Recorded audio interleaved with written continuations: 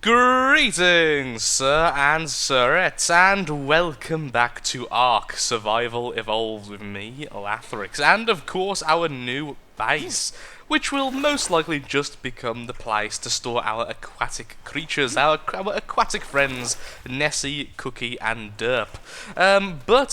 See, right now, sir and sirettes, I've hit a bit of a crossroads. Half of me is very, very tempted to make this base something more, to make it a permanent hold.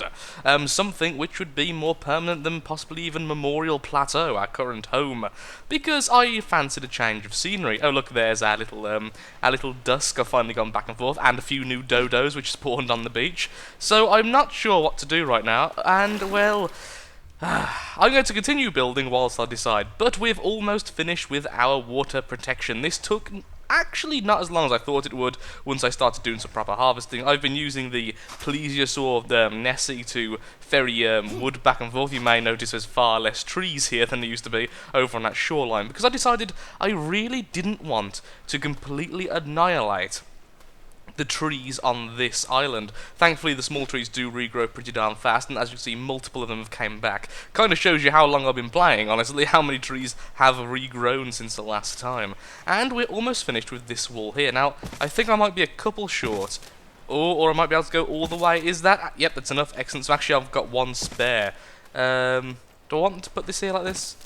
Yeah, let's do that, okay. So there we go, both sides are finished, meaning that the only gap now is in the middle, and only coal can actually fit through these tiny little holes, which is awesome. So, I've leveled up, as you can see, and I am now the maximum level once more. And now I can make the mighty, well, first of all, I can make a feeding trough, which is really cool. So I'll be getting one of those soon. But, where are you there? The Behemoth Reinforced, a large reinforced wooden gate that can be used with the Behemoth Gateway. Yep, this is the first and simplest of the Behemoth gates, so of course I went ahead and learnt that. We have 23 points yet to spend, and thankfully I have heard tell that there will be an update soon which will increase the maximum level yet again. So that's awesome. Also, these dodos, they poo far too much. Hello, dodos. We have Twitter, and then two randoms. We have a female, Twitter's male, and then this is male as well. I guess I'll increase your health? Would increasing food increase their poop capacity? I don't know, but eventually perhaps I'll fertilise. So yes, like I'm saying, I am very tempted to make this our new home. The one major concern I have, and it isn't about getting the dinosaurs here, I can always get them to over there on the beach and very easily protect them with just two small walls. It's the fact we're so far away from every other resource. We have no resources other than wood on this island. There's a bit of metal, but not enough to respawn to keep us going. There's just nothing here. Of course, it would give us easier access to pearls and oil, but we don't need much of that. It's metal and obsidian we need in mass. So I don't think this could really be a permanent home, but I'm tempted to, regardless, to try and make it a bit more permanent. I don't really know. What do you think, Dusk? Yeah, I agree. It's just a bit of a weird one. So, let's get sorted and let's start making the new gate, which will take us... Let's wait, look, see, we need 250 stone. That's actually not too bad, because I was storing stone after I made them all. Okay, still got a few stone. I could put down the stone ceilings and destroy them. That would give me a lot of stone back. Actually, I might do that since I don't need them right now. I'll cry about it later, but right now I don't mind. There you go, that's how you do it. That's 30 stone right there, and then boop, another 30, and then destroy that for its natural resources. Put them all in here. So we have now just over 100 stone on our way to that. Okay, so back in a second, I'm just going to go ahead and start collecting stone once more from the plentiful stone supply here on the beach, and we'll be right back with the new gate. At long last, we can make the Behemoth Reinforced Gate. So let's go ahead and do that right now. Number 8. I had to kind of count there because I couldn't see the number because of the gate covering it. Although I could have looked there. I actually counted without looking at the numbers because I'm just that special. Okay, store all this again, and let's see how this looks. I don't think I've ever used this one before, because I've had the metal one. I didn't even realise this one actually existed, which is kind of a shame because it's a lot cheaper and easier to make than the one I made at the main base. That looks very nice. Oh, I love the style there. I really do like how they've done the stone stuff. I am tempted to unlock the rest of it, like the foundation and stuff, although I think I have some of the recipes, so I have to check that first. But still, open! Oh, it opens inwards. I was hoping it'd open outwards, but that's okay. It's a very minor gripe. Let's see how easy it is to use while I'm mounted. Not on Cookie, because, well, Cookie, I love you to bits, but right now you have kind of been outsourced to Nessie. But I still adore you. You are very creepy, and just a little bit out-creeped by Nessie. There we are. So of course we can get out with the greatest of ease, like so. So we're free to roam the land and destroy all in the water. Okay, so we can't really roam the land, we can roam the oceans. That sounds better. Okay, but let's see if we can actually use the gate while mounted like we can with the larger creatures.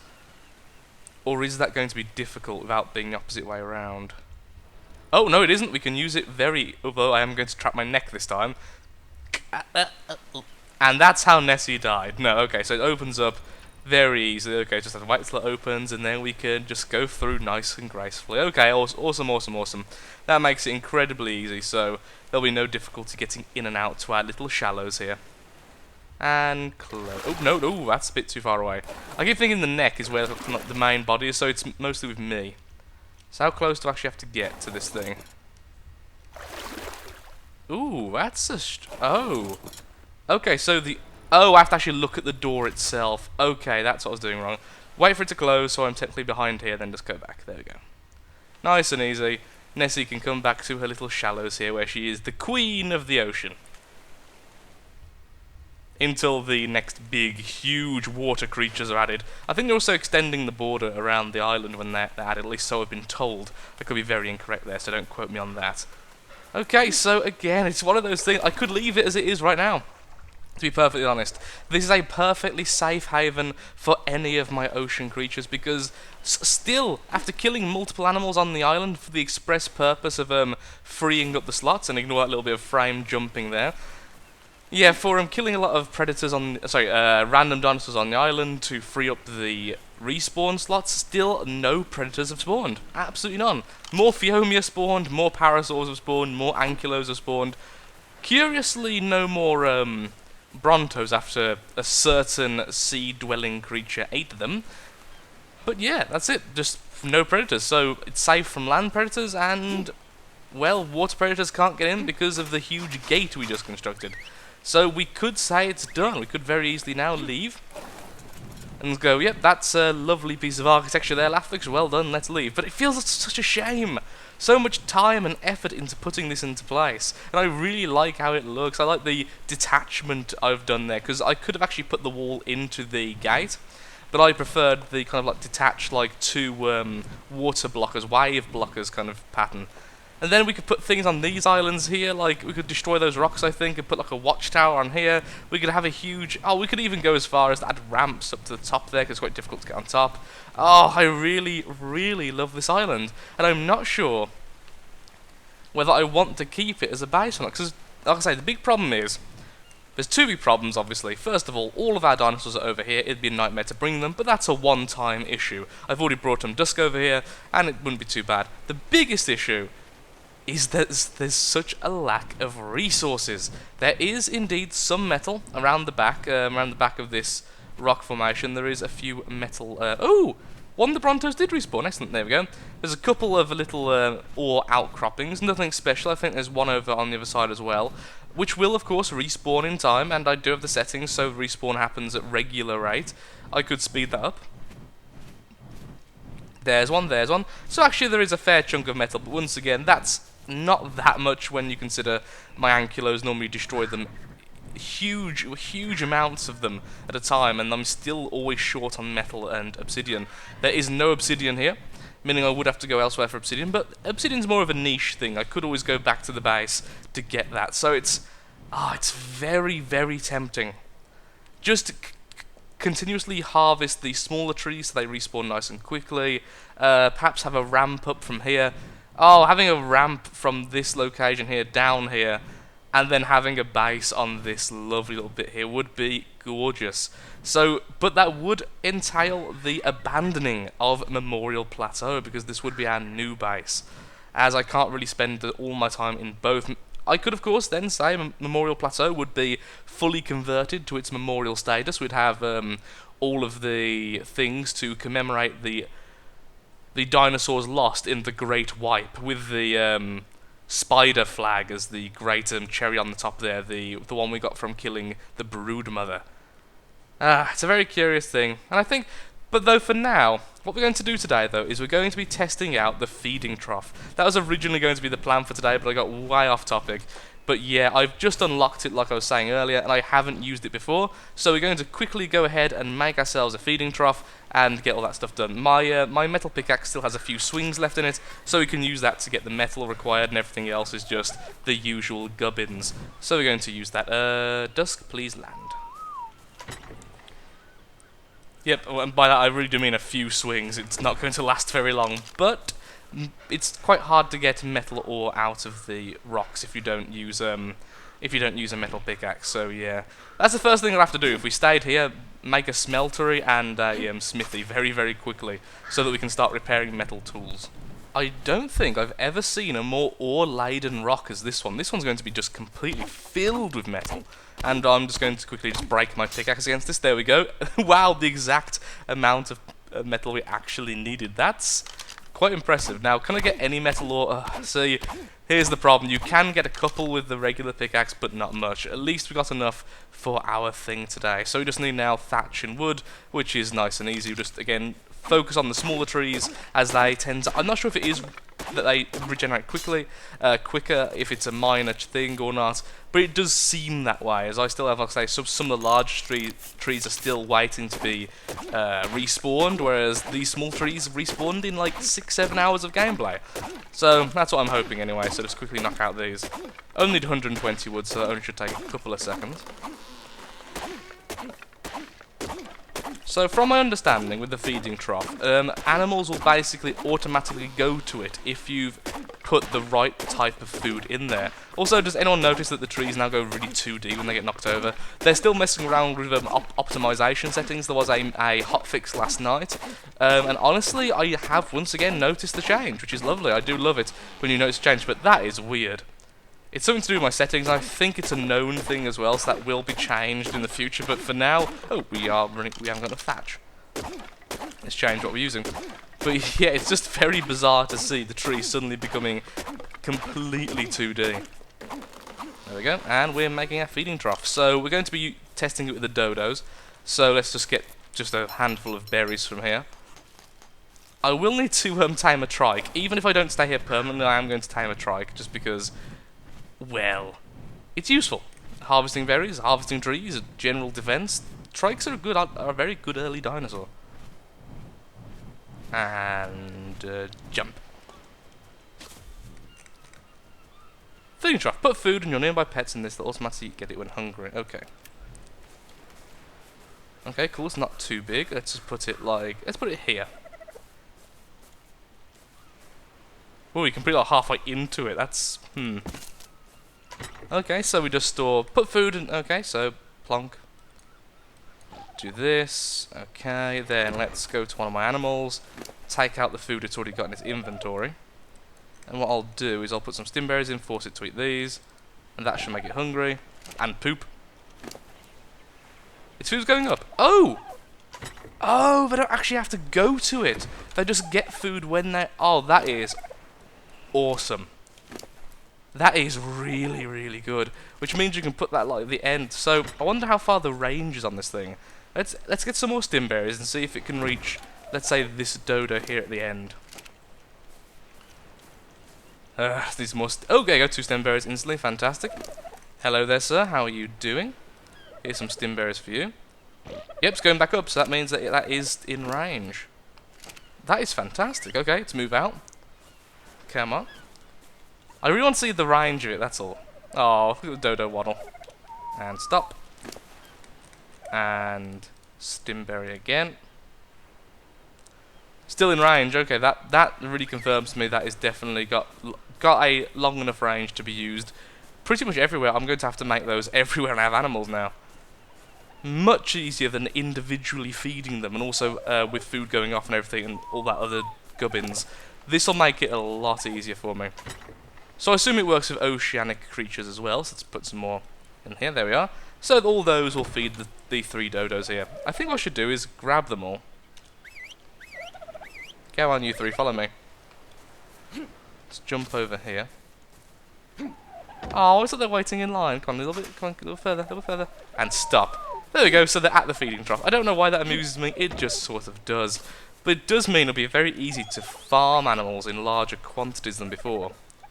Because before, the big problem is when you have like loads of creatures like dilos, for instance, all piled together, is that feeding them became very, very difficult because you have to kind of wade through them and try and figure out which one you've already fed, which one you haven't, and it was quite a lengthy process. This way, we can have them fed very easily. Now, this may seem like quite a minor item, but honestly, this enables me to have swarms again. This enables me to have packs of animals. It's one of the reasons why I haven't been using the dimorphodons, the little birdie animals, is because it was impossible to feed them. So having this, really, really freaking good. Also making this a farming thing. Oh, I really want to stay here. Okay, well, I don't know if I'm going to stay here or not, but let's make a really basic campsite here. Between the rocks, let's start putting down some of the basic stuff, and that's what we'll do today to finish off. I'm sorry, but I don't have much time today. I'm just about to leave to catch a bus, which isn't good, but I have about half an hour left. So let's do a really, really basic structure. So let's go with thatch. No, let's not go with thatch, that's boring. Maybe some of the stone stuff.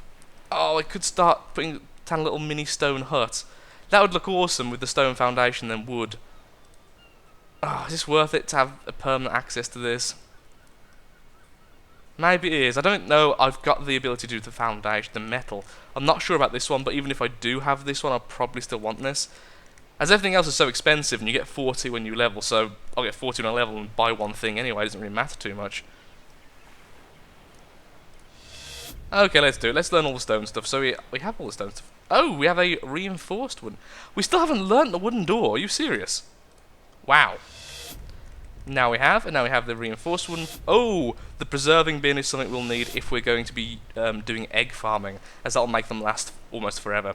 I do kind of want the stone pillars, but we can't make it, so let's have a quick look on craftable. And we have the stone foundation, which we want one of. Then we're going to want one reinforced wooden door. Then we're going to want... What else are we actually going to want? There's a thing. So, structures, stone... We have pretty much everything now, don't we, on stone? Excellent. Okay, I want the stone ceiling. And then I want wooden walls. So, wood. And I want regular wooden walls, but I also want a singular wooden door frame. And actually I want a wooden window frame. We're literally going to make a house about, let's say 4x4. We're going to turn it into a little hut here to contain some of the more basic items like a pestle and mortar, possibly a smeltery. I'm not too sure just yet. Anyway, back in a second once I've started building all of these. Okay, so a bit of change of ideal here. We're going to go with the preserving bin next. Instead of building a hut, what I've done is basically made a small farm area. I'm going to have the preserving bin in here, which sadly does have to be powered. And did I just jump through that window? Okay, a bit of a distraction here. Did I just jump through that window? Or did I jump over? Oh, I must have jumped over it. It just looked like I was... It looks like I'm kind of clipping through the very top of that window piece. Let's try that again. This time in 3D. Well, on this... Yes, I am clipping through that. Okay, so I'm not going insane. Well, apparently that's a bug. Anyway, yeah, okay. Going to very quickly go ahead and make the preserving bin. You do need, I believe it's spark powder. It's some form of fuel. I can't remember exactly what it is. Burn spark powder at low temperatures to dehydrate food and kill bacteria.